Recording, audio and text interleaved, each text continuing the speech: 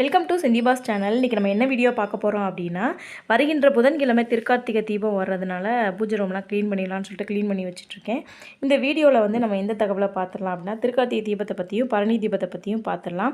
திருக்கார்த்திகை தீபம் வந்து சிவபெருமான், மகாவிஷ்ணு மற்றும் பிரம்மாவிற்கு ஜோதி வடிவமாக காட்சி தந்தனால தான் திருக்கார்த்திகை தீபமாக வந்து நம்ம கொண்டாடுறோம். அது போலவே பெருமாள் வந்து ஜோதி வடிவமாக தோன்றி உலகத்தை காத்ததை போற்றும் விதமாக தான் பாஞ்சராத்திர தீபம் வந்து ஏற்றுறோம் நம்ம. பொதுவாக கார்த்திகை மாதமே தீபங்களுக்குரிய மாதமாக வந்து செயல்படுது. திருக்கார்த்திகைக்கு முதல் நாள் வந்து பரணி தீபமும், திருக்கார்த்திகை அன்னைக்கு வந்து மகா தீபமும், திருக்கார்த்திகைக்கு மறுநாள் வந்து பாஞ்சராத்திர தீபம் என 3 நாட்களுக்கும் 3 வகையான தீபங்கள் வந்து ஏற்றுவது வந்து ஐதீகம். இதில் பரணி தீபம் அப்படிங்கிறது யமதர்ம ராஜாவுக்காகவும், திருக்கார்த்திகை தீபம் வந்து சிவபெருமானுக்காகவும், பாஞ்சராத்திர தீபம் அப்படிங்கிறது பெருமாளுக்காகவும் ஏற்றப்படுது.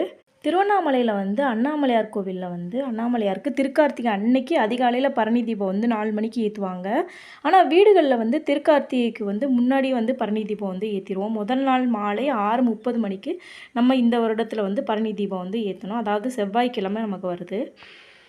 பஞ்சபூத ஸ்தலங்களில் திருவண்ணாமலை வந்து அக்னி ஸ்தலமாக வந்து கருதப்படுது. பரணி தீபம் தோன்றிய கதை பார்த்தோம் அப்படின்னா, நசிகேதன் அப்படிங்கிறவருடைய தந்தை வந்து ஒரு யாகம் நடத்தினாராம். அந்த சமயத்தில் தேவர்களுக்கு அவர் வந்து வேண்டிய பொருட்கள் எல்லாம் தானமாக கொடுத்துட்டே வந்தாராம்.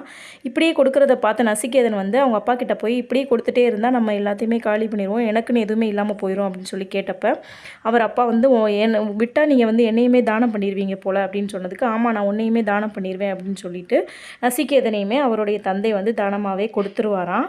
அதுக்கப்புறம் நசிகேதன் வந்து உயிரோடையே வந்து யமலோகத்துக்கு போயிடுவாராம். அங்கே மனிதர்கள் படுற துன்பத்தெல்லாம் பார்த்து பயந்து குழப்பம் அடைஞ்சு அதை பற்றி யமதர்ம ராஜா கிட்ட பலவிதமாக கேள்விகள்லாம் கேட்பாராம். மனிதர்கள் பூமியில் தான் பல துன்பங்களை அனுபவிக்கிறாங்க, இங்கேயும் அவங்களுக்கு துன்பம் தானா அப்படின்னு சொல்லி கேட்குறப்ப அதற்கு வந்து பதிலளித்த யமதர்மன் வந்து அவரவர் செய்த பாவங்களுக்கு ஏற்ற தண்டனை அப்படியே இருக்குது அப்படின்னு சொல்லி சொல்லுவாராம். இது போன்ற துன்பத்திலேருந்து விடுபட என்ன செய்யணும், என்னதான் தீர்வு அப்படின்னு சொல்லிட்டு நசிகேதன் வந்து கேட்கும் போது தர்மங்களை எல்லாம் ஒன்றா எடுத்து சொல்லுவாராம் யமதர்மராஜா. மனிதர்கள் தெரியாமல் செய்த பாவங்கள் தீர்வதற்காக எடுத்து சொன்ன வழி தான் இந்த பரணி தீபம் அப்படின்னு சொல்லிட்டு புராணங்கள் வந்து சொல்லுது.